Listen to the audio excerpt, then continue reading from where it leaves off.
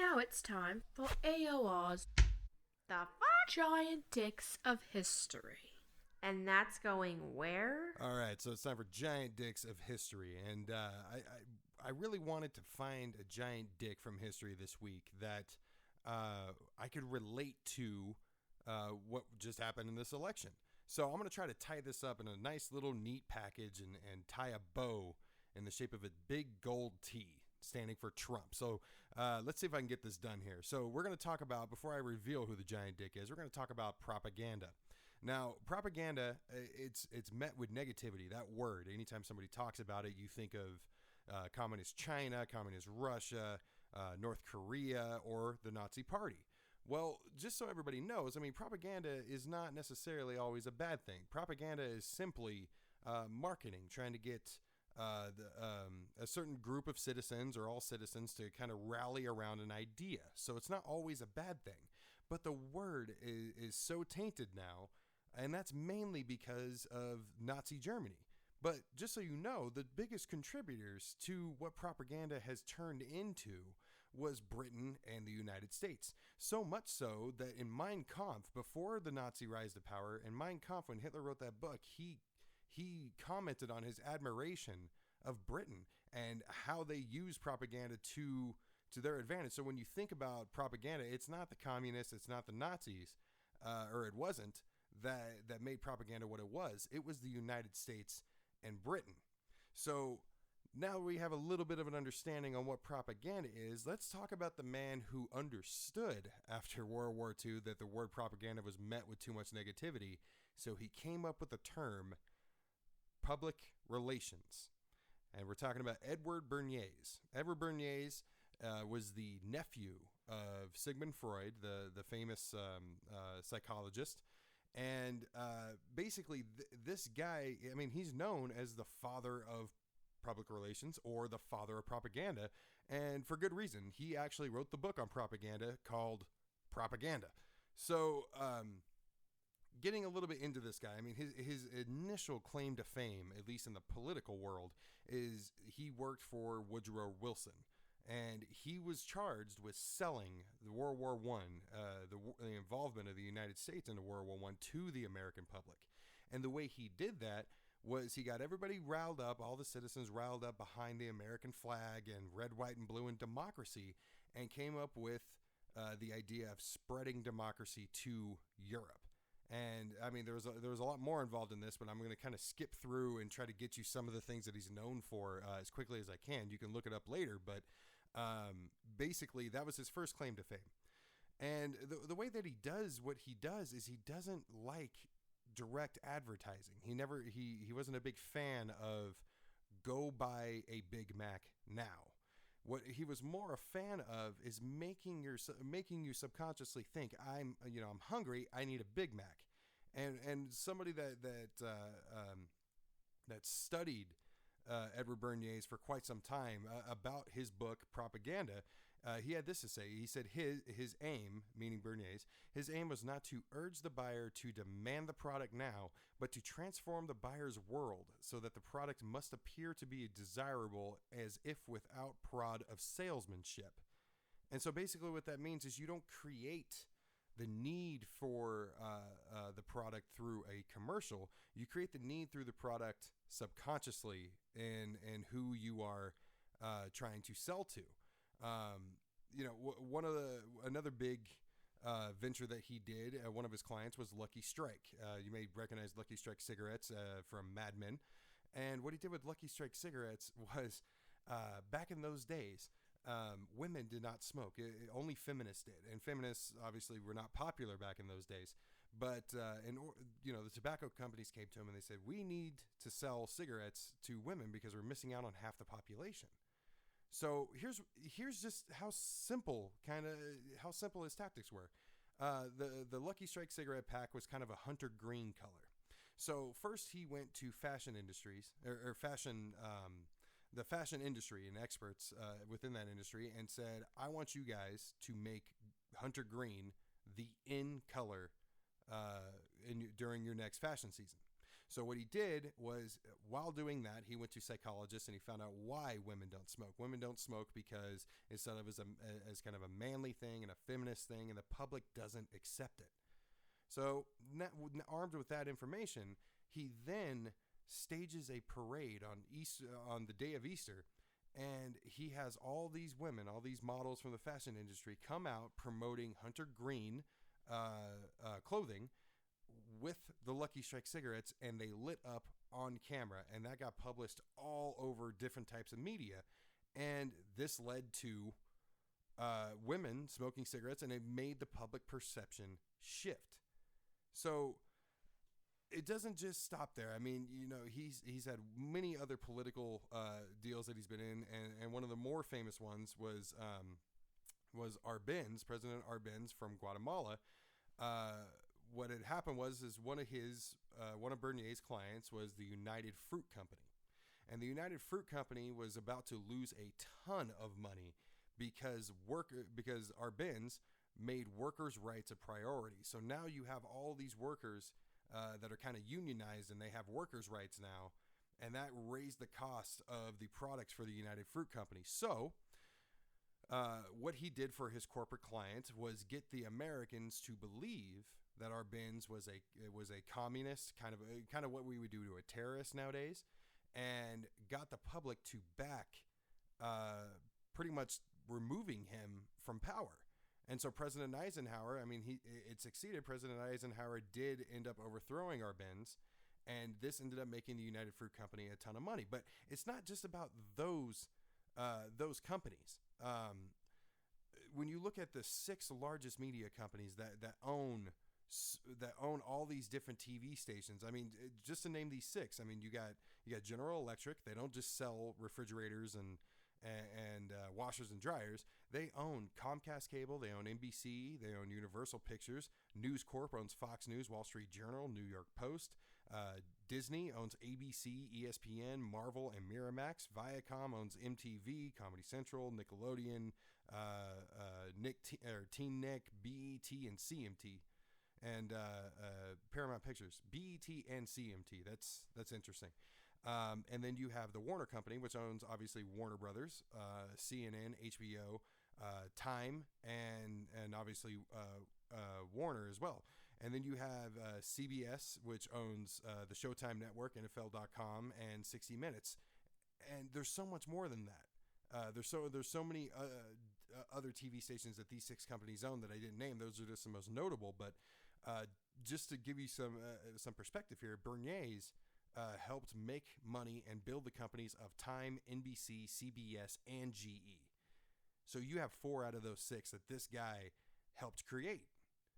And now when you look at it, when it comes to TV shows, there's a saying in kind of the producer side of the industry, which is TV shows only exist to sell commercials. It's all about money. And what's the cheapest genre and one of the most popular on TV that sells commercials? Reality TV. Now you probably see how I'm going to tie this guy into Trump. Because of the tactics that Bernier's ended up teaching, and if you ever take a marketing class or anything, you're guaranteed you're going to learn about this guy. So now you see where I'm going with this. So his tactics being used ended up creating a market for reality TV, because our subconscious, things happen. Studies have been shown, even if you're not affected by a commercial at the time that you see it, that has no difference as to whether or not when you go to a store and you're thirsty, you're not going to buy a Sprite. There's no evidence showing that doesn't happen. So with that being said, when it comes to reality TV, back in the day, reality TV's been around since the 40s. But really what it was when we were growing up was, and Alex and I are in our late, are around 30 years old right now. So when we were growing up, you had Cops, and you had game shows, and later on in the 90s, you started with MTV's Real World and stuff like that. And it was kind of okay, because there was, it was focused around some sort of competition, or, the people were a focus, but they weren't really the main focus. That's not the case anymore. Now the focus is their lives. And so what they're doing is, when we were growing up, we knew everything that was on TV was a fantasy. It wasn't real. It was fake. And what we have done now with reality TV is we've completely erased that line. That line's not there anymore. We now look at reality TV as people that we could be. Why would you want to be a Kardashian? I have no idea. But there are, unfortunately, young females out there that want to be them. There are young males out there that want to be Trump or whatever the case. And we're kind of putting a really bad idea in the heads of our youth and even our adults in this country that are watching reality TV and embracing it, because really it's about violence. Talk about the Jerry Springer Show or any of these reality TV shows like Real World or Survivor, when fights break out, that sort of thing. And it promotes judgment, such as 16 and Pregnant, or what's that other one? Toddlers and Tiaras. These beauty pageants for children. I mean, it just promotes judgment. And now, to really take this to Trump, I'm going to go over four principles that make for good reality TV that Trump then took with him as his campaign strategy to the presidency. Number one, in order to be a successful reality TV star, you need to be an easy label. You need to be difficult to categorize in several different compartments. You need to have just very few categories. You need to be able to be put in the box, which is why reality TV shows, you always have, the friend, the confidant that people speak with, and then you have the person. If it's like Real Housewives, you have like a few drama queens. Bad stereotype of women, but that's what it is, causing drama all the time. And we'll get to drama here in a minute, but they're always categorized pretty easily. Well, by Trump not releasing policy throughout the entire campaign, it's hard to categorize him.